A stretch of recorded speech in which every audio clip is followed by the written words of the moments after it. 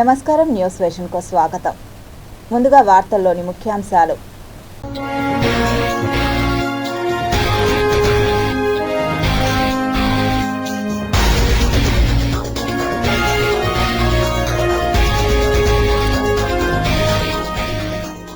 India bullet train ప్రాజెక్టుకు big Boost, Japan నుంచి special gifts. రైలు ప్రయాణికులకు అదిరిపోయే న్యూస్, ఇకపై రైళ్లలోనే ఏటీఎంల ద్వారా డబ్బులు డ్రా చేసుకునే అవకాశం. మదనపల్లి చిరుత మృతిపై ఉప ముఖ్యమంత్రి సీరియస్, విచారణకు ఆదేశించిన పవన్ కళ్యాణ్. గోశాల వివాదం వేళ తిరుమలలో షాకింగ్ ఘటన, టీటీడీ ఈవో బంగ్లాలో భారీ సర్పం, త్రుటిలో తప్పిన ప్రమాదం. పిల్లల్ని కారులో పెట్టి లాక్ చేసిన పేరెంట్స్, సకాలంలో స్పందించిన పోలీసులు, చిన్నారులు సేఫ్.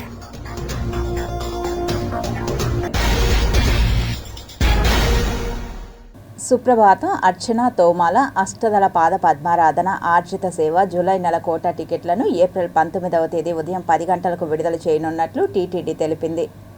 సేవా టికెట్ల లక్కీ డిప్ రిజిస్ట్రేషన్ కోసం ఏప్రిల్ 21వ తేదీ ఉదయం 10 గంటల వరకు ఆన్లైన్లో నమోదు చేసుకోవచ్చు. లక్కీ డిప్ ద్వారా ఈ టికెట్లు పొందిన భక్తులు ఏప్రిల్ 21, 23వ తేదీ మధ్యాహ్నం 12 గంటలలోపు సొమ్ము చెల్లించాల్సి ఉంటుంది. కళ్యాణోత్సవం, ఊంజల్ సేవ, బ్రహ్మోత్సవం, సహస్ర దీపాలంకార సేవా టికెట్లు జూలై నెల కోటాను 22న ఉదయం 10 గంటలకు, వర్చువల్ సేవలు, వాటి దర్శన స్లాట్లు జూలై కోటాను మధ్యాహ్నం 3 గంటలకు ఆన్లైన్లో విడుదల చేయనుంది. జూలై నెల అంగ ప్రదక్షిణ టోకెన్ల కోటాను 23న ఉదయం 10 గంటలకు, శ్రీవాణి ట్రస్ట్ టికెట్ల జూన్ నెల ఆన్లైన్ కోటాను ఉదయం 11 గంటలకు విడుదల చేయనుంది. అదే రోజు మధ్యాహ్నం 3 గంటలకు వయోవృద్ధులు, దివ్యాంగులు, దీర్ఘకాలిక వ్యాధులున్న వారికి దర్శనం టోకెన్లు జూలై కోటాను ఆన్లైన్లో విడుదల చేయనుంది. జూలై నెలకు సంబంధించిన ప్రత్యేక ప్రవేశ దర్శన టికెట్ల కోటాను ఈ నెల 24న ఉదయం 10 గంటలకు టీటీడీ ఆన్లైన్లో విడుదల చేయనుంది. తిరుమల, తిరుపతిలలో జూలై నెల గదుల కోటాను 24న మధ్యాహ్నం 3 గంటలకు ఆన్లైన్లో విడుదల చేయనుంది. టీటీడీ అధికారిక వెబ్సైట్ ద్వారా మాత్రమే ఆయా టికెట్లను బుక్ చేసుకోవాలని టీటీడీ కోరింది. తిరుమల శ్రీవారికి భక్తులు తలనీలాలు సమర్పించే కళ్యాణకట్ట, నందకం, మినీ కళ్యాణకట్టల్లో శుక్రవారం సాయంత్రం TTD chairman Shri BR Naidu ఆకస్మిక తనిఖీలు నిర్వహించారు. టీటీడీ చైర్మన్ భక్తుల తలనీలాలు సమర్పణను క్షేత్రస్థాయిలో పరిశీలించి పలువురు భక్తులతో మాట్లాడుతూ టీటీడీ కల్పిస్తున్న సౌకర్యాలపై అభిప్రాయాలను తెలుసుకున్నారు.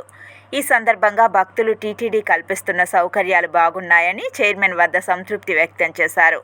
అనంతరం ఒక ప్రాంతంలోని కళ్యాణకట్టలో రద్దీ ఎక్కువగా ఉన్నప్పుడు రద్దీ తక్కువగా ఉండే కళ్యాణకట్టకు భక్తులు వెళ్లేలా చర్యలు తీసుకోవాలని అధికారులకు చైర్మన్ సూచించారు. కళ్యాణకట్టను ఎప్పటికప్పుడు పరిశుభ్రంగా ఉంచుకోవాలని, ఎలాంటి ఫిర్యాదులకు ఆస్కారం లేకుండా సేవాభావంతో విధులు నిర్వహించాలని ఉద్యోగులను ఆదేశించారు. ఈ కార్యక్రమంలో టీటీడీ బోర్డు సభ్యులు శ్రీ శాంతారాం, శ్రీ నరేష్ కుమార్, ఇతర అధికారులు పాల్గొన్నారు.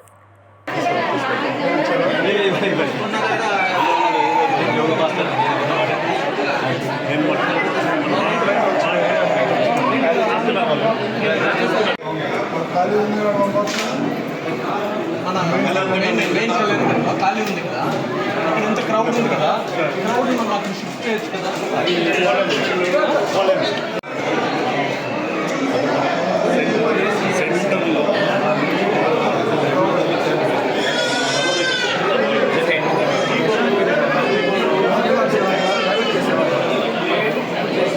మదనపల్లి వేటగాళ్ల ఉచ్చులో చిక్కుకొని చిరుత మృతి చెందిన ఘటనపై ఉప ముఖ్యమంత్రి పవన్ కళ్యాణ్ సీరియస్గా తీసుకుని విచారణకు ఆదేశించారు. మదనపల్లి మండలం పొన్నూటిపాలెం సమీపంలోని అటవీ ప్రాంతం సమీపంలో పొలం గట్టుపై వేటగాళ్లు అమర్చిన ఉచ్చులో పడిన ఆడచిరుత దాదాపు 8 గంటల పాటు నరకయాతన అనుభవించి ప్రాణాలు విడిచింది. వేటగాళ్ల ఉచ్చు నుంచి బయటపడడానికి చిరుత చేసిన ప్రయత్నాలు విఫలం కావడంతో మృత్యువడికి చేరింది. అయితే అన్నమయ్య జిల్లా పొన్నూటిపాలెం సమీపంలో చిరుత మృతి ఘటనపై సమగ్ర విచారణ చేయాలని డిప్యూటీ సీఎం పవన్ కళ్యాణ్ ఆదేశించారు. పీసీసీఎఫ్ చలపతిరావుని విచారణ అధికారిగా నియమించారు డిప్యూటీ సీఎం పవన్ కళ్యాణ్. పొన్నూటిపాలెం వద్ద ఆడచిరుత వేటగాళ్ల ఉచ్చులో పడిపోయి కొన్ని గంటల పాటు పెనుగులాడి చనిపోయింది. ఆ చిరుత కడుపులో 2 కూనలు ఉండడం, ఆ కూనలు కూడా గర్భంలో చనిపోయాయి. అయితే ఈ ఘటనపై క్షేత్రస్థాయి నుంచి అందిన ప్రాథమిక సమాచారాన్ని, శాఖాపరంగా ఇచ్చిన సమాచారాన్ని పరిశీలించిన డిప్యూటీ సీఎం పవన్ కళ్యాణ్ ఘటన చోటు చేసుకున్న అనంతరం సంబంధిత అధికారులు ఏ విధంగా స్పందించారనే విషయాన్ని తెలియజేయాలని ఆదేశించారు. ఉచ్చులు వేసే వేటగాళ్లు ఆ తరహా నేరాలు చేస్తున్న వారిపై నిఘా ఉంచాలని ఆదేశాలు జారీ చేశారు. పొన్నూటిపాలెం ఘటనపై విచారణను పర్యవేక్షించాలని అటవీ శాఖ సలహాదారు మల్లికార్జునరావుకి దిశానిర్దేశం చేశారు డిప్యూటీ సీఎం పవన్ కళ్యాణ్. తిరుపతి మాజీ శాసనసభ్యులు వైఎస్ఆర్సీపీ ఉమ్మడి చిత్తూరు జిల్లా అధ్యక్షులు భూమన కరుణాకర్ రెడ్డిపై ఎస్వీ యూనివర్సిటీ పోలీస్ స్టేషన్లో కేసు నమోదు చేశారు. దీనిపై స్పందించిన భూమన కరుణాకర్ రెడ్డి కూటమి కుటిల యత్నాలను ధీటుగా తిప్పికొట్టారు. జరుగుతున్నటువంటి దాని మీద ప్రశ్న వేస్తే దానికి సరైనటువంటి సమాధానం చెప్పకుండా మత సంబంధమైనటువంటి సున్నిత అంశాలలో రెచ్చగొట్టే విధంగా వ్యవహరించినట్టుగా మా మీద తప్పుడు ఫిర్యాదు ఇచ్చి టీటీడీకి సంబంధించిన బోర్డు సభ్యుడు ఒకరు కేసు పెట్టినంత మాత్రాన నేను ధర్మం వైపు నిలబడకుండా పోవటం అన్నది ఎట్టి పరిస్థితుల్లోనూ జరగదు. నేను ఉద్యమాల నుంచి వచ్చినటువంటి వాడిని. న్యాయం ఏ వైపున ఉన్నది ఆ న్యాయం ప్రక్కన నిలబడటానికి నేను ఎంతకైనా కూడా ముందుకు వెళ్తా. నా మీద ఈ కేసు ఒకటి కాదు, ఇలాంటివి మరో 100 పెట్టినా టీటీడీలో కావచ్చు, ప్రభుత్వంలో కావచ్చును, ఏ తప్పు జరిగినా ప్రతిపక్ష పార్టీకి సంబంధించినటువంటి వ్యక్తిగా నేను ఖచ్చితంగా నిలదీస్తూనే ఉంటాను. రాజ్యాంగాన్ని ఆమోదిస్తామని రాజ్యాంగానికి వ్యతిరేకంగా పాలన సాగిస్తున్న బీజేపీ మొండి వైఖరిని మార్చుకోవాలని, అలాగే గోశాలపై వస్తున్న విమర్శలకు ఫుల్ స్టాప్ పెట్టాలంటూ సిపిఐ జాతీయ కార్యదర్శి నారాయణ విజ్ఞప్తి చేశారు. నేను కూడా గోశాలకు పోయించాను, మీరంతా చూశారు, అంతా వచ్చింది, మళ్ళీ చెప్పక్కల్లా. నిన్న పెద్ద డ్రాబా జరిగింది. నేను చేతులెత్తి దండం పెట్టి చెప్తా ఉన్నా రాజకీయ పార్టీకి. అందరికీ జరిగిపోయింది, ఎక్స్పోజ్ అయింది. వైసీపీలో ఎక్స్పోజ్ చేసుకున్నారు, దాని సంబంధం వాళ్ళు చెప్పుకున్నారు, అయిపోయింది. మళ్ళా దీన్ని రాద్ధాంతం చేసి ఈ అంతర్జాతీయ స్థాయిలో ప్రాముఖ్యత కలిగినటువంటి తిరుపతి దేవస్థానం ప్రాముఖ్యత తగ్గించబాకండి. దాన్ని తగ్గిస్తే నష్టం ఎవరికి?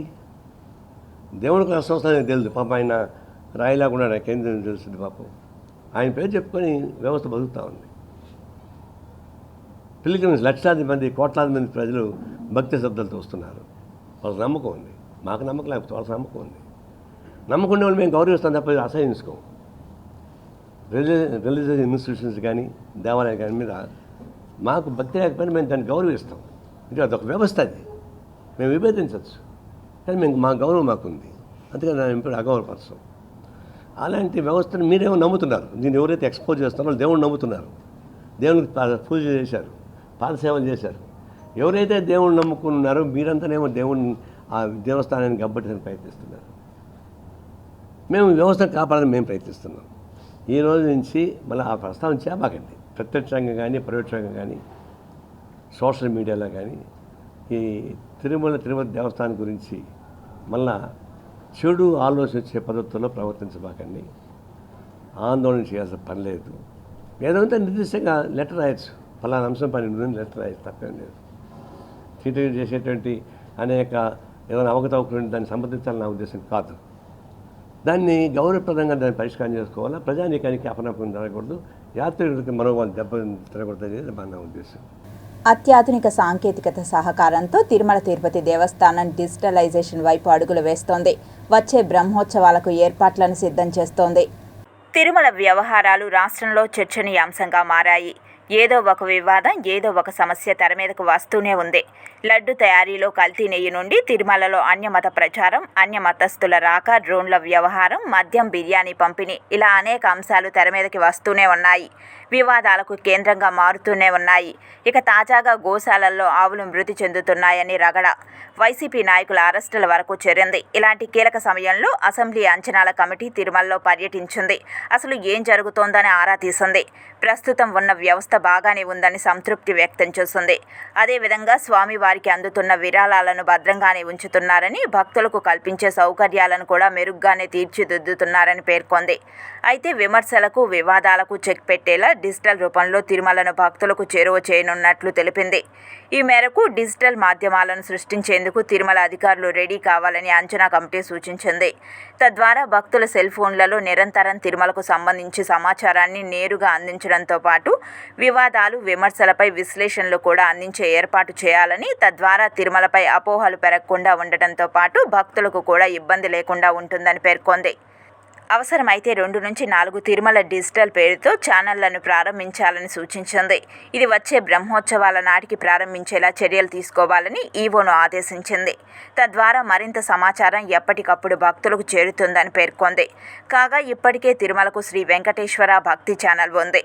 అయితే ఇది కేవలం సాంస్కృతిక కార్యక్రమాలకు, శ్రీవారి సేవల లైవ్లకు మాత్రమే పరిమితమైంది. అలా కాకుండా ఇక నుంచి సమాచారంతో కూడిన నిరంతర ఛానళ్లు భక్తులకు అందుబాటులోకి రానున్నాయి. తిరుమలలో మరో స్వల్ప అగ్ని ప్రమాదం చోటు చేసుకుంది. తిరుమలలోని కౌస్తభం విశ్రాంతి గృహం పార్కు నందు గురువారం స్వల్ప అగ్ని ప్రమాదం చోటు చేసుకుంది. ఒంగోలుకు చెందిన భక్తులు సి. నరేంద్ర, అతని కుటుంబ సభ్యులు తిరుమల దేవదేవుని దర్శనార్థం గురువారం రాత్రి తిరుమలకు వచ్చేశారు. కౌస్తభం విశ్రాంతి భవనం పార్కింగ్ నందు తమ రెనాల్డ్ డస్టర్ కారును పార్కు చేసి ఏసీని ఆన్ చేసే నేపథ్యంలో కారులో మంటలు వ్యాపించాయి. తక్షణమే అప్రమత్తమైన భక్తుడు తన కుటుంబ సభ్యులతో కారు వెలుపలికి రాగా మంటలు ఉధృతమయ్యాయి. తక్షణమే స్పందించిన విజిలెన్స్ పోలీస్ సిబ్బంది మంటలను అదుపులోకి తీసుకుని వచ్చి ఆర్పివేశారు. ఈ ప్రమాదంలో భక్తులకు ఎటువంటి గాయాలు కాకపోవడంతో టీటీడీ భద్రతా విభాగం ఊపిరి పీల్చుకుంది. ప్రమాదంలో చిక్కుకున్న 2 చిన్నారులను సమయస్ఫూర్తితో వ్యవహరించి కాపాడిన తిరుమల పోలీసులను ఎస్పీ హర్షవర్ధన్ రాజు అభినందించారు.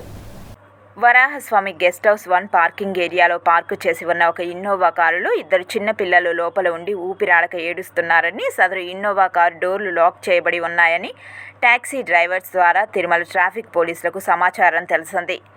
విషయం తెలియగానే హుటాహుటిన సంఘటనా స్థలం చేరుకున్న ట్రాఫిక్ సిబ్బంది పరిస్థితి గమనించి అక్కడ ఉన్న టాక్సీ డ్రైవర్ల సహాయంతో కారు అద్దాన్ని పగలగొట్టి లాక్ ఓపెన్ చేసి ఇన్నోవా లోపల ఉన్న 2 పిల్లలను బయటకు తీసి చిన్నారుల ప్రాణాలు కాపాడారు. ఊపిరాడక ఇబ్బంది పడుతున్న చిన్నారులకు నీరు, జ్యూస్ ఇచ్చి వెంటనే పిల్లలను తిరుమల అశ్విని హాస్పిటల్ నందు చేర్పించి చికిత్స అందించడం జరిగింది. పిల్లల వివరాలు అడగ్గా వారి పేర్లు భాను 7 సంవత్సరాలు, నీల 4 సంవత్సరాల వయసు, కడప జిల్లా బద్వేల్ అని చెప్పారు. చిన్నారుల తల్లి నడుచుకుంటూ నడకదారిలో వస్తుండగా వారి పెదనాన్న గంగయ్య తన వెంట తీసుకువచ్చి సదరు పిల్లలను నిర్లక్ష్యంగా కారులో వదిలిపెట్టి వెళ్లినట్లు తెలిసింది. ఇది తెలుసుకుని ట్రాఫిక్ హోంగార్డు జయచంద్ర, పిఎస్జీ వెంకటేష్లు చిన్నారులను 1 టౌన్ పోలీసులకు అప్పగించి పెదనాన్న గంగయ్యపై ఫిర్యాదు చేశారు. గంగయ్య నిర్లక్ష్యంగా పిల్లలను కారులో పెట్టి లాక్ చేసుకుని వెళ్లడం వలన పిల్లలకు ఊపిరాడక ఊహించని ప్రమాదం నుండి పోలీసులు సమయస్ఫూర్తితో 2 చిన్నారులను ప్రాణాలు కాపాడి వారి పిల్లలను తల్లి సుమలతకు అప్పజెప్పారు. తాను గుండెకోతకు గురి కాకుండా తన పిల్లలను కాపాడి తనకు అప్పజెప్పినందుకు చిన్నారుల తల్లి పోలీసులకు చేతులెత్తి నమస్కరించి, నా జీవితం ఉన్నంత వరకు మీ మేలు మర్చిపోలేనని తెలిపింది. ఈ సంఘటనపై జిల్లా ఎస్పీ శ్రీ హర్షవర్ధన్ రాజు ఐపీఎస్ గారు మాట్లాడుతూ తిరుమల పోలీస్ సిబ్బంది అతివేగంగా సమయస్ఫూర్తితో వ్యవహరించి 2 చిన్నారుల ప్రాణాలు కాపాడిన పోలీస్ సిబ్బందిని అభినందించారు. తిరుమలలో మోస్తరు వర్షం నమోదు కావడంతో భక్తులు ఆనందంగా తడిసి ముద్దవుతున్నారు. తిరుమలలో శుక్రవారం మధ్యాహ్నం నుంచి మోస్తరు వర్షం కురిసింది. శ్రీవారి ఆలయం 4 మాడ వీధులు చుట్టుపక్కల ఉన్న ప్రదేశాలలో వర్షం కురవడంతో లోతట్టు ప్రాంతాలు జలమయమయ్యాయి. వైకుంఠం క్యూ లైన్లలో భక్తులు వర్షంలో తడుచుకుంటూ స్వామివారి దర్శనం చేసుకున్నారు. దర్శనం అనంతరం టీటీడీ ఏర్పాట్లు చేసిన షెడ్లలో తలదాచుకున్నారు. రోడ్లంతా జలమయమయ్యాయి. వర్షం కారణంగా ఘాట్ రోడ్లలో వాహనదారులు నెమ్మదిగా వెళ్లాలని టీటీడీ అధికారులు అనౌన్స్మెంట్ ఇస్తున్నారు.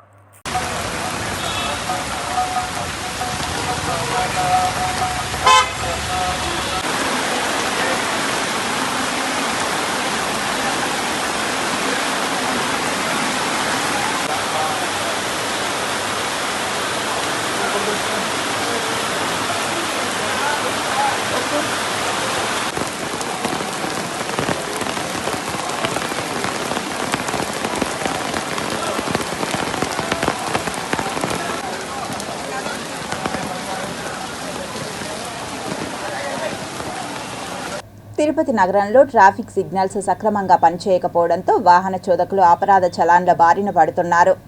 నగరంలోని పలు కూడళ్లలో ట్రాఫిక్ సిగ్నల్స్ వ్యవస్థ అస్తవ్యస్తంగా ఉంది.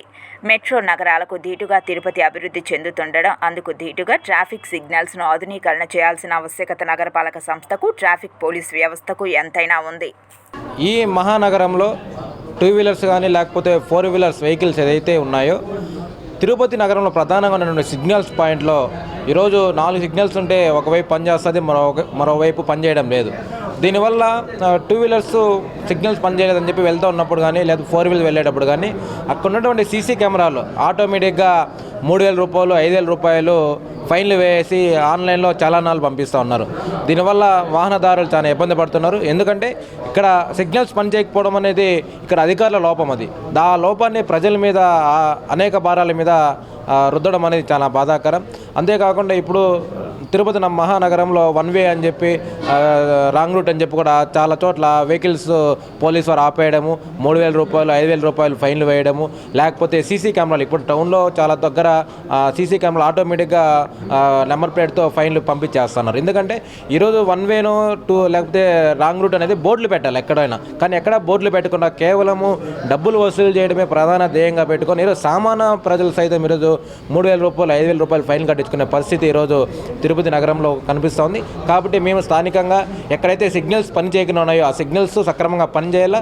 తర్వాత ఒకవేళ ఎవరైనా సరే సిగ్నల్స్ వేసి ఉన్నప్పుడు కావాలని రోడ్డు దాటితే వాళ్ళకి ఫైన్ అయ్యింది. కానీ సిగ్నల్స్ పని చేయకుండా ఈరోజు ఎల్లో లైట్ ఉన్నా సరే లేకపోతే నార్మల్గా ఉన్నప్పుడు వాహనదారులు వెళ్తారు, కానీ దాన్ని ఆన్లైన్లో ఛానల్లో వేసి ఈరోజు డబ్బులు కట్టమని చెప్పడం అనేది చాలా బాధాకరం.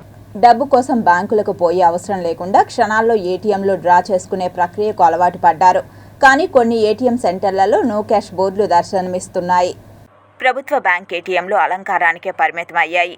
అత్యవసరంగా నగదు పొందాల్సిన బ్యాంకు ఖాతాదారులు ఏటీఎంలలో క్యాష్ లేకపోయినా మొరాయించిన పాత పద్ధతి బ్యాంకుకు వెళ్లాల్సి వస్తుందని బ్యాంకు డిపాజిట్దారులు అసహనాన్ని వ్యక్తం చేస్తున్నారు. ఈరోజు ఉన్నటువంటి డిజిటలైజేషన్లో ప్రధానంగా ఎక్కువ శాతం జనాలు డిజిటల్గానే ట్రాన్సాక్షన్స్ కంప్లీట్ చేసుకుంటున్నారు. కానీ మనం ఇంకా పూర్తిగా అట్లాంటి సిస్టమ్స్కి అలవాటు పడలేదు. ఇంకా కూడా క్యాష్ ట్రాన్సాక్షన్స్ జరుగుతూ ఉండేటువంటి సందర్భాలు ఉన్నాయి.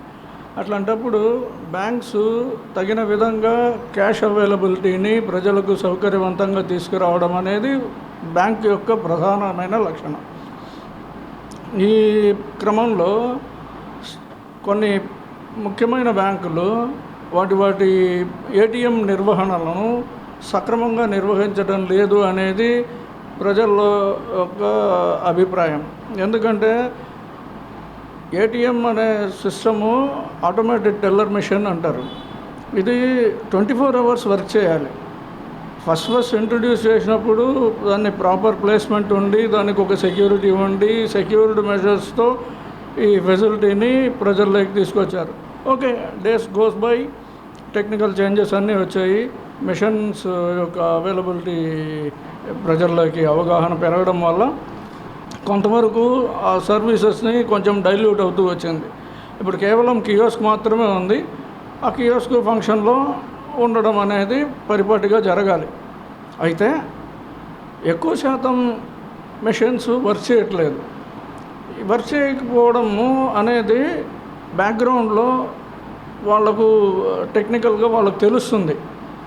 ఏ మిషన్ వర్క్ చేయట్లేదు, ఎంతసేపు నుంచి వర్క్ చేయట్లేదు, ఎన్ని హిట్స్ వచ్చినాయి, ఎంతమంది వాకిన్ అయినారు, ఇట్లాంటి చాలా ఇన్ఫర్మేషన్ బ్యాక్గ్రౌండ్లో మనము డ్రా చేయొచ్చు. హిందువుల మనోభావాలు దెబ్బతినేలా గోవులపై రాజకీయ విమర్శలు చేయడం పట్ల సామాజికవేత్తలు పండితులు స్పందించారు. పురాణ ఇతిహాసాల నుంచి సకల దేవతలకు నిలయమైన గోమాత 2 దశాబ్దాలు జీవించి 100 ఏళ్లు బ్రతికేలా మనకు ఆయుష్ను పెంచుతుందని మేధావులు కొనియాడుతున్నారు. అనారోగ్యంతో వయసు రీత్యా ఏ ప్రాణైనా చనిపోవడం పరిపాటి. అలాంటి గోవుల మృతిని మరో కోణంలో తీసుకుపోవడం పట్ల గోసేవకులు ఆవేదన వ్యక్తం చేస్తున్నారు. గోశాలకు సంబంధించిన ఆవులపై రాజకీయం జరుగుతోంది. ఇది హర్షణీయం కాదు. గోవు గడ్డి తిని పాలిచ్చి మనుషుల్ని కాపాడుతోంది. అలాంటి స్వార్థ రాజకీయాల కోసం అలాంటి గోమాతను వాడుకోవటం సమంజసం కాదు. ఇది క్షమించరాని నేరం. ఎవరైనా సరే దీని మీద అబద్ధపు ప్రచారాలు చేసిన వాళ్ళని ఇంకొకరు సాహసించకుండా ఇలాంటి దుష్ప్రచారం చేసిన వాళ్ళని వాళ్ళ మీద కేసులు పెట్టి తక్షణమే అరెస్ట్ చేసి ఇంకొకరు ఇలాంటి దుస్సాహసం చేయకుండా కట్టడి చేయవలసిన ఆవశ్యకత తిరుమల తిరుపతి దేవస్థానం మీద, రాష్ట్ర ప్రభుత్వం మీద ఉందని మనవి చేసుకుంటూ, హిందూ మనోభావాల్ని దెబ్బతీసేలా ఇలాంటి ప్రచారాలు చేసి రాజకీయానికి వాడుకోవాలని చూడటం దుర్మార్గమైనటువంటి చర్య. అదే కాకుండా గతాన్ని కనుక మనం విశ్లేషణ చేస్తే తన యొక్క ప్రాబల్యాన్ని, పార్టీల యొక్క ప్రాబల్యాన్ని పెంచుకోవడం కోసం, అధికారంలో ఉండే వాళ్ళని తక్కువగా చేయడం కోసం ఆ ముందు రోజు జరిగే శ్రీరామనవమి ఉత్సవాలు జరుగుతున్న సమయంలో ఆ రాముల వారి కళ్యాణం జరిగే రోజున ఈ విషయం రావటం అనేది ఇది దురుద్దేశపూర్వకంగా ఆపాదించిందే తప్ప ఇది నిజం కాదు. ఎవరు కూడా సరే దాని గురించి మాట్లాడకూడదు. గోవుని సంరక్షించవల. గోవు రక్షతి రక్షిత, ధర్మో రక్షతి రక్షిత. కాబట్టి ధర్మం ఏంటంటే 4 పాలు వదలంటే గోపాలకు 4 పాలు పురాణంలో చెప్పింది. ఒక కాలు చేసిన మహర్షి గురించి చాలా గొప్పగా చెప్పినారు. ఒకప్పుడు ఒక పురాణంలో ఉన్నది. ఆంధ్రప్రదేశ్ రాష్ట్ర ప్రభుత్వం ఆదేశాలు సూచనల మేరకు తిరుపతి ప్రభుత్వ రుయా హాస్పిటల్లో చలువ పందిర్లను ఏర్పాటు చేయడం జరిగిందని సూపరింటెండెంట్ రవి ప్రభు తెలిపారు. రాయలసీమకే తలమానికమైన తిరుపతి రుయా హాస్పిటల్లో ఆంధ్రప్రదేశ్ రాష్ట్ర వైద్యారోగ్య శాఖ మంత్రి మరియు ప్రిన్సిపల్ సెక్రటరీ తిరుపతి జిల్లా కలెక్టర్ వెంకటేశ్వర ఆదేశాల మేరకు హాస్పిటల్ పరిధిలో ఎండ వేడిమి నుంచి ఉపశమనం కలిగించేందుకు చలువ పందిర్లను అన్ని విభాగాల వద్ద ఏర్పాటు చేయడం జరిగిందని తెలిపారు. మే, జూన్ మాసంలో అధిక ఉష్ణోగ్రతలు నమోదు కానున్న నేపథ్యంలో ముందస్తు జాగ్రత్తలలో భాగంగా పందిర్లను ఏర్పాటు చేసి రోగులు, వారి సహాయకులకు బాణుడి ప్రతాపం నుంచి ఉపశమనం కలిగించేందుకు చర్యలు తీసుకున్నామని తెలిపారు. రుయా హాస్పిటల్కు విచ్చేసినటువంటి రోగులకు ఎటువంటి ఇబ్బందులు కలగకుండా వేసవి కాలంలో తీసుకోవాల్సిన జాగ్రత్తలపై అవగాహన కల్పించడం జరిగిందని అన్నారు. మామూలుగా ఈ పేషెంట్స్కి వచ్చే వాళ్ళని, ఓపీలో వచ్చే పేషెంట్స్ని ఇన్వెస్టిగేషన్స్ కోసము ఇంక వేరే చోటుకి అల్ట్రాసౌండ్ కానీ, అలాగే ఎక్స్రే కానీ, సిటీ స్కాన్ కానీ, ఎంఆర్ఐ కానీ తీసుకెళ్లేటప్పుడు ఎండలో తీసుకోవాల్సిన అవసరం వస్తుంది. కొన్ని చెట్లు ఉన్నా కూడా ఈ ఎండాకాలం వలన రోగులకు ఇబ్బంది కలుగుతుందని దృష్టితోటి ఏపీఎంఎస్సిడిసి అథారిటీస్ని, అలాగే సూపరింటెండెంట్ మిగతా వాళ్ళని కూడా లైన్లో తీసుకుని ఈ చలువ పందిళ్ళు ఏర్పాటు చేయడం వలన ప్రజలకు ఉపశమనంగా ఉంటుంది, రోగులకి, రోగుల సహాయకులు కూడా ఉపశమనం ఉంటుందనే దృష్టితోటి మాకు ఆదేశాలు ఇవ్వడం జరిగింది. దాని ప్రకారమే మేము 8.5 లక్షలు దానికి ఎస్టిమేషన్ అంతా ఎంత తొందరగా వేస్తే బాగుంటుందని ఆలోచించి మన హాస్పిటల్లో ఉన్న నిధుల ప్రకారము, ఆదేశాల ప్రకారము సుమారు 8.5 లక్షలు మనం ఖర్చు పెట్టి ఈ చలువ పందిళ్ళు ముఖ్యంగా ఎక్కువ రోగులకి, సహాయకులకి, ప్రత్యేకంగా ఓపీలో వచ్చే వాళ్ళకి, ఇన్వెస్టిగేషన్స్ పేరున వెళ్ళే వాళ్ళకి, అంటే మెయిన్ బిల్డింగ్ దగ్గర అల్ట్రాసౌండ్కి వీటికి వస్తారు. అలాగే ఓపీ దగ్గర ఓపీలోకి వచ్చే వాళ్ళకి, ఎక్స్రేలకు వచ్చే వాళ్ళకి, అలాగే ఆర్థోపెడిక్ ఎముకల చికిత్స కోసం వచ్చేవాళ్ళు చాలామంది నడవలేని స్థితిలో ఉంటారు. వాళ్ళకి స్ట్రెచర్ మీద రావాల్సిన అవసరం ఉంటుంది.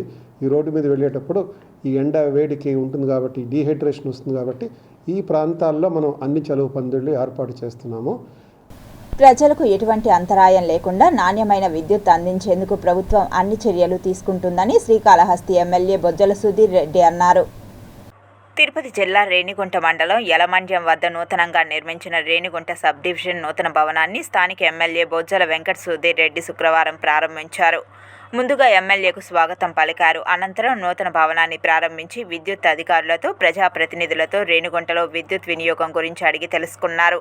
ఈ సందర్భంగా ఎమ్మెల్యే బొజ్జల సుధీర్ రెడ్డి మాట్లాడుతూ సాధారణ వినియోగదారులు, రైతులకు నాణ్యమైన విద్యుత్ సరఫరా అందించాలని తెలిపారు. ఈ కార్యక్రమంలో తెలుగుదేశం పార్టీ మండల అధ్యక్షుడు మునిచంద్రారెడ్డి, విద్యుత్ శాఖ అధికారులు, మండల సీనియర్ నాయకులు చిన్నారెడ్డి, మునస్వామి నాయుడు, భాస్కర్ యాదవ్, పట్టణ అధ్యక్షులు మహబూబ్ బాషా, మండల నాయకులు, కార్యకర్తలు పాల్గొన్నారు. అట్నే ఈఆర్ఓ ఆఫీస్ కూడా ఇక్కడి నుంచి తిరుపతి షిఫ్ట్ చేశామని చెప్పారు. దాన్ని సీఎండి గారితో మాట్లాడాను. వాళ్ళు కూడా కరెక్ట్గా చెప్పావు ఎమ్మెల్యే గారు, తప్పకుండా మేము కన్సిడర్ చేస్తాం.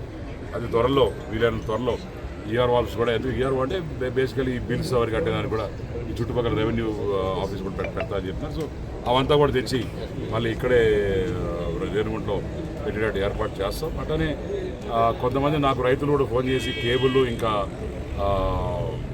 ఏమైతే ట్రాన్స్ఫార్మర్స్ ఉన్నాయో అవన్నీ కూడా కొద్దిగా ఇబ్బందిగా ఉందని చెప్పారు. దాంట్లో భాగంగా ఏంటంటే కొద్దిగా ఇప్పుడే ఆప్షన్ అయింది. సో వచ్చే ఒక 10-15 రోజుల్లో డెఫినెట్గా కేబుల్ కావచ్చు, ఇవన్నీ కూడా వస్తుంది. అట్లనే ముఖ్యంగా శ్రీకాళహస్తి వాసులకి నేను చెప్పడం ఏంటంటే, ఏ ఎలక్ట్రిసిటీ డిపార్ట్మెంట్ ఆఫీస్ ఎక్కడ పోయినా సరే పోల్ షిఫ్టింగ్ ఎంత అవుతుంది, కేబుల్ కొనుక్కోండి ఎంత అవుతుంది, నీ ఇంటికి మీటర్కి వైజ్ ఎంత అవుతుంది, లేకుంటే ఇట్లా అన్నీ కూడా ఐటమ్ వైజ్ రాసి బోర్డులు పెట్టమని చెప్పాను. రాష్ట్ర ఉప సీఎం పవన్ కళ్యాణ్ కుమారుడి అగ్ని ప్రమాద ఘటనపై శ్రీవారికి మొక్కులు తీర్చుకున్న జనసేన సతీమణి పట్ల విమర్శలు చేసిన మాజీ మంత్రి రోజా ఈ రాష్ట్రంలో ఉండే అర్హత కోల్పోయిందని జనసేన పార్టీ మహిళా కార్యదర్శి ఆకేపాటి సుభాష్ని ఆగ్రహం వ్యక్తం చేశారు. ఆవిడ నిన్న మాట్లాడుతూ పవన్ కళ్యాణ్ గారు బిడ్డకి జరిగిన విషయాన్ని తీసుకొచ్చింది. నేను చెప్తున్న రోజా, ఖబర్దార్, నీకు బట్టలు కూడా తీసి కొట్టగలం మేము కూడా. ఒక ఆడదానివేనా నువ్వు, అసలు ఒక తల్లివేనా నువ్వు, అసలు నువ్వు మనిషివేనా? మామూలుగా జెండర్స్ అని ఉంటారు, ఆడ మగ, మనకు అదర్స్ అని ఉంటారు.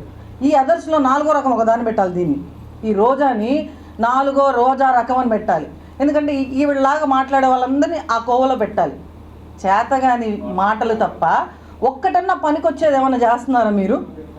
గోశాలలో జరిగింది ఏదైనా ఉంటే మీరు 2022 నుంచి 2023 నుంచి ఆ గోశాలలో ఏ విధంగా విజిలెన్సీ వాళ్ళు మొత్తం వీడియోలతో సహా బయట పెట్టారో మొత్తం ప్రెస్ క్లబ్లో ప్రెస్ వాళ్ళకి అందరికీ ఈఓ గారు క్లియర్గా క్లుప్తంగా చూపించారు. క్రైస్తవులు అత్యంత భక్తి శ్రద్ధలతో జరుపుకునే గుడ్ ఫ్రైడే పర్వదినాన్ని పురస్కరించుకుని తిరుపతిలోని చర్చిలు మొత్తం భక్తులతో కిటకిటలాడాయి. పెద్ద సంఖ్యలో యేసయ్య ప్రార్థనలు చేశారు. ఆయన సిలువలో ఉన్నటువంటి సమయంలో 2 చేతులకు మేకులు కొట్టబడ్డాయి, కాళ్ళకు మేకులు కొట్టబడ్డాయి. అయితే ఆ సమయంలో బల్యముతో ఒక పక్కటి మరి పొట్టలో పొడిచినటువంటి సమయంలో రక్తము తర్వాత నీళ్ళు వచ్చినాయి. అంటే పూర్తిగా నీళ్ళే అనగా రాస్లో నీళ్ళు వచ్చినాయి, ఇంకా రక్తమే లేదు. అంతగా పూర్తిగా మానవాళ్ళందరి కొరకు ఆయన రక్తాన్ని ధారపోశాడు. కాబట్టి ఆయన ఫినిష్డ్ అనగా ముగించబడింది, సమాప్తమైందని ఎందుకు చెప్పాడంటే మానవాళ్ళందరి పాప నిమిత్తమై ఆఖరి బొట్టు రక్తము కూడా ఆయన చిందించినటువంటి దేవుడే ఉన్నాడు. కాబట్టి ఈ సమయంలో దీనిని క్రైస్తవ భక్తులందరికీ కూడా మరి ఎంతో భక్తి శ్రద్ధలతో ఈ యొక్క గుడ్ ఫ్రైడే దినమున క్రీస్తు మరణాన్ని ధ్యానించుకొని తలపోసుకుంటూ మరి ఉపవాసాలతో మరి కన్నీటి ప్రార్థనలతో అందరూ కూడా క్రీస్తు యొక్క క్షమాపణ, క్రీస్తు యొక్క మార్గంలో ఈ సత్య మార్గంలో నడవాలని, ఈ యొక్క రక్షణ పొందుకోవాలని, వాళ్ళందరూ కూడా పాపక్షమాపణ పొందాలని ఆశిస్తూ పెరుగుతున్న ధరలకు అనుగుణంగా కనీస వేతనం నెలకు 35,000 రూపాయలు ఇవ్వాలని డిమాండ్ చేస్తూ ఏఐటీయూసీ ఆధ్వర్యంలో జిల్లా కౌన్సిల్ సమావేశాన్ని సిపిఎం ఆఫీసులో నిర్వహించారు. మేడే స్ఫూర్తితో లేబర్ కోడ్ల రద్దుకై ప్రైవేటీకరణకు వ్యతిరేకంగా కార్మిక వర్గాన్ని కదిలేద్దామంటూ మే 20న తలపెట్టిన సార్వత్రిక సమ్మెను జయప్రదం చేయాలని ఈ సందర్భంగా పిలుపునిచ్చారు. సమాన పనికి సమాన వేతనం అని ప్రతి కార్మికుడికి 35,000 రూపాయలు లేకుండా పోతే తన కుటుంబంలో జీవనం సాగించే పరిస్థితి లేదని కోర్టులే చెప్పినా దాని ఇంప్లిమెంటేట్లో ప్రభుత్వాలు విఫలమవుతున్నాయి. సార్వత్రిక సమ్మె 20వ తారీఖున దేశవ్యాప్తంగా సార్వత్రిక సమ్మె చేస్తున్నాం. ఈ 4 కోడ్ని రద్దు చేసి కార్మిక హక్కులు కాపాడాలని ఆ దిశగా ఈ చట్టాలను కూడా 4 కోడ్ని రద్దు చేసి ఏదైతే పార్లమెంట్లో పోరాటాలు చేసి చట్టాలు చేశారో అవి ఇంప్లిమెంట్ చేయాలని చెప్పి దేశవ్యాప్తంగా కూడా ఈ కార్యక్రమం చేపడుతున్నాం.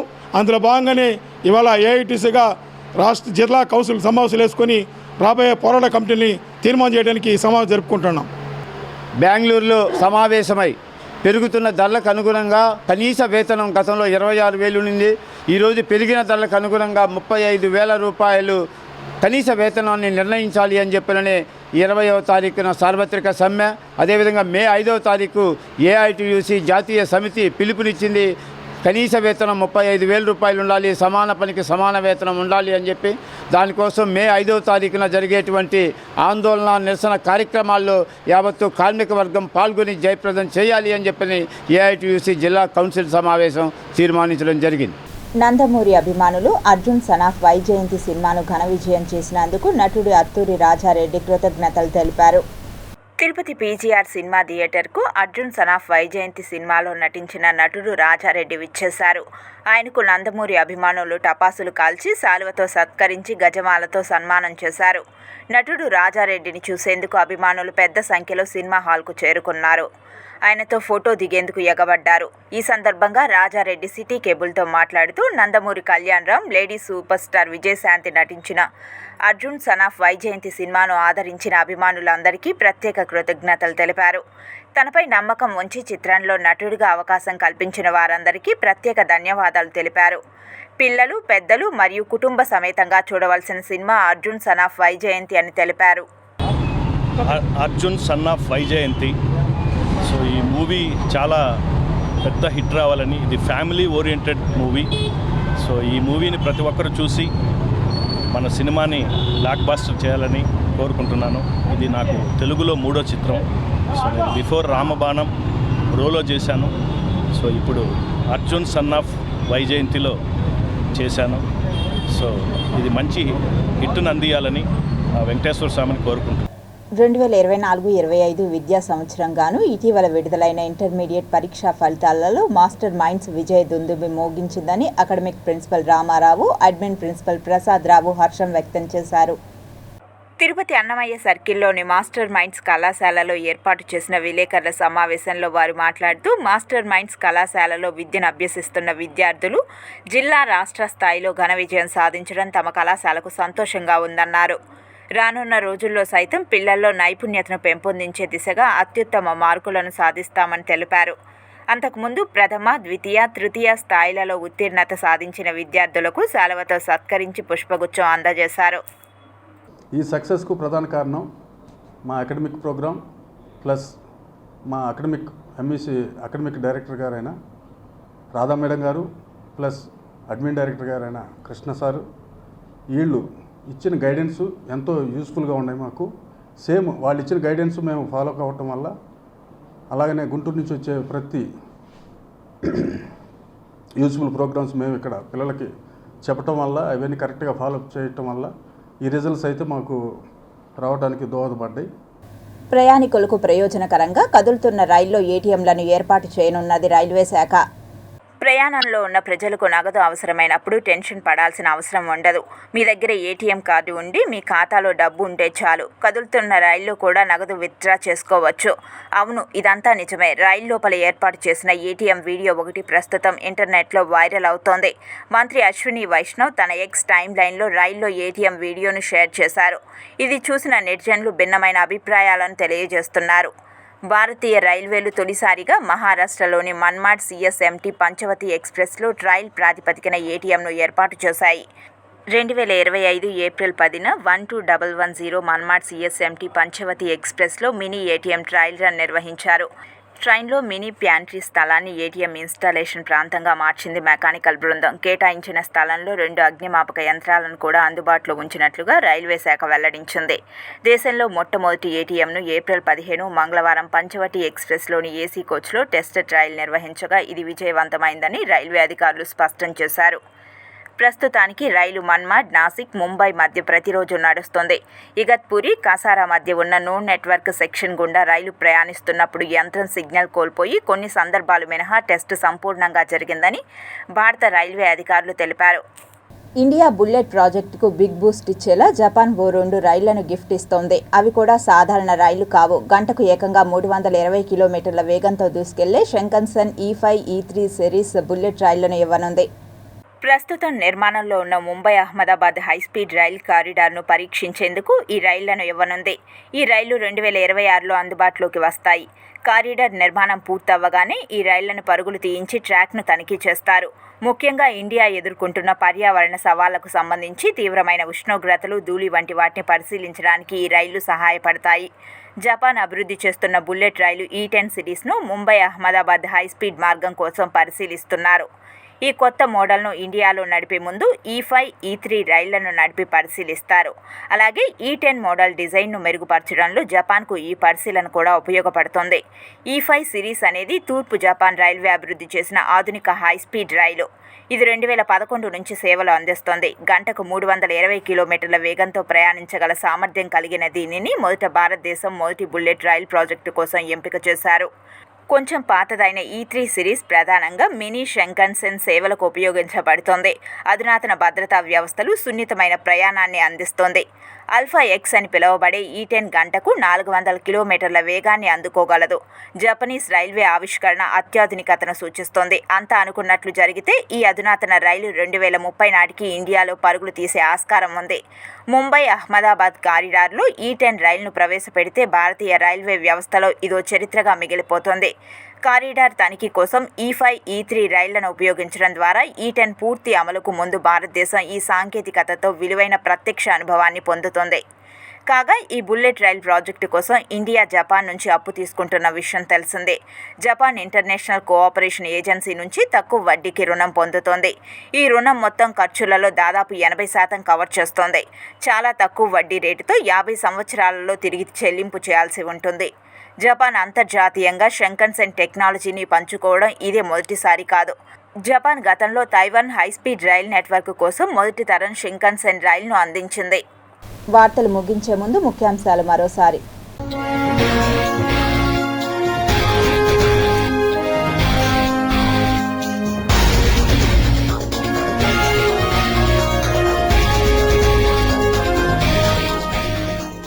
ఇండియా బుల్లెట్ ట్రైన్ ప్రాజెక్టుకు బిగ్ బూస్ట్, జపాన్ నుంచి స్పెషల్ గిఫ్ట్స్. రైలు ప్రయాణికులకు అదిరిపోయే న్యూస్, ఇకపై రైళ్లలోనే ఏటీఎంల ద్వారా డబ్బులు డ్రా చేసుకునే అవకాశం. మదనపల్లి చిరుత మృతిపై ఉప ముఖ్యమంత్రి సీరియస్, విచారణకు ఆదేశించిన పవన్ కళ్యాణ్. గోశాల వివాదం వేళ తిరుమలలో షాకింగ్ ఘటన, టీటీడీ ఈవో బంగ్లాలో భారీ సర్పం, త్రుటిలో తప్పిన ప్రమాదం.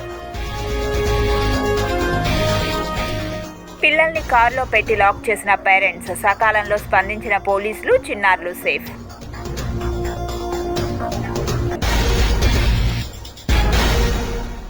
ఈ వార్తలు ఇంతటితో సమాప్తం. సమగ్ర సమాచారంతో న్యూస్ విజన్లో మళ్ళీ కలుద్దాం. అంతవరకు సెలవు. నమస్కారం.